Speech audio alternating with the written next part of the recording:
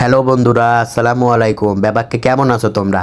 মোর আজগো এক্সের একটা কষ্টের কথা শেয়ার করতে মন চাইতে আছে তোমাকে লাগে। এর লেগে হয় আইয়া পড়লাম একটা বলক লইয়া।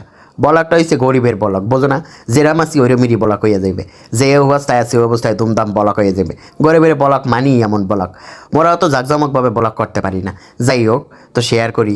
এটা হইছে যাইয়া মোর সবচেয়ে কষ্টের আর কঠিন কাম কি জানো?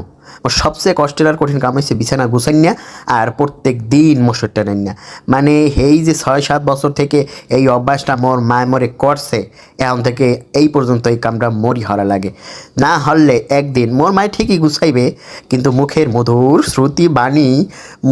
শ্রুতি বাণী দিয়া মোরে পুরা বড়াই হালাইবে। আর একটা তো আছেই মোবাইল মোবাইল মোবাইল। সব কিছুর ভিতরে মোবাইল টানবে, মোবাইল টেপবে, বিছানা গুছাইবে না, মোবাইল টেপবে, ভাত খাইবে না, মোবাইল টেপবে, পড়তে বইবে না। মোর মায়ের সবচেয়ে বড় শত্রু হইছে মোর মোবাইল, আর মোর সবচেয়ে প্রিয় ব্যক্তি হইছে, জিনিস হইছে মোর মোবাইল। মোবাইল ছাড়া মুই থাকতারমো না। মুই মোর মায়ের খামার হারাদিন হতে রাজি। তো যাই হোক, বিছানাটা একটু গুছিয়ে হালাই, তো তোমাকে লাগে শেয়ার করলাম। নিজের বিছানাটা নিজেরই গুছাইতে হইবে সবসময়। নিজের কাম নিজে করা ভালো। এই জিনিসটা যতই আলসামি লাগুক, তারপরও নিজের কাম সবসময় নিজে নিজে করার চেষ্টা করবা। তো বিছানাটা গুছিয়ে লাইলাম, চাদরটা সেলাইলাম, লেচা টাইচা, তারপর বালিশটা দিলাম। দিয়া কোল বালিশটা কই, আমার কোল বালিশ ছাড়া তো আবার ঘুমে ধরে না। আমার প্রাণপ্রিয় কোল বালিশটা দিলাম, দিয়া খাতাটা এখন ওই ইটার উপরে রাখা দেবো। ও বাবা গো বাবা, গুছাইনে শেষ।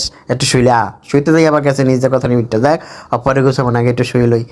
বাবা অরণ্য হয়ে গেছি, একটুখানি গুছাই অরণ্য হয়ে গেছি। মানে বউ না তাহার কষ্ট আর কি। যাই হোক, একটু হইয়ে লই, ভাল লাগতে আছে না কিছু, একটু হইয়ে জিরেলে বাবা পরান্ডা যায়। কি কাম করলাম, এককাল পরান্ডা যায়। যাই হোক যাই, তোমরা ভালো থাকো। হ্যাঁ, আজকের মতো বলাটা শেষ, টাটা।